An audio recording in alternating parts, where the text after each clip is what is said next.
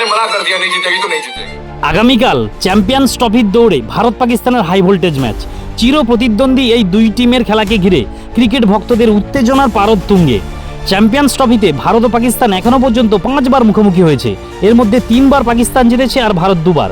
কিন্তু সম্প্রতি মহাকুম্ভের আইআইটি বাবা অভয় সিং ভবিষ্যৎবাণী করেছেন যে এবারের ম্যাচে ভারত পাকিস্তানের কাছে হেরে যাবে। তিনি এও দাবি করেছেন যে ভারতই ম্যাচ জিতত, কিন্তু এবারের ফলাফল উল্টে দিয়েছেন তিনি। আইআইটি বাবার এমন অদ্ভুত ভবিষ্যৎবাণী সোশ্যাল মিডিয়ায় ভাইরাল ও নিরাশ করেছে ভারতীয় ফ্যান্সকে। শুধু তাই নয়, কড়া প্রতিক্রিয়াও জানিয়েছেন নেট নাগরিকদের একাংশ।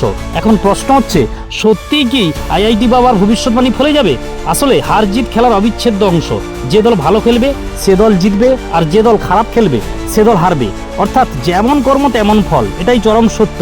আইআইটি বাবা নিজেকে লাইমলাইট আনার জন্য এসব বকে মরছে।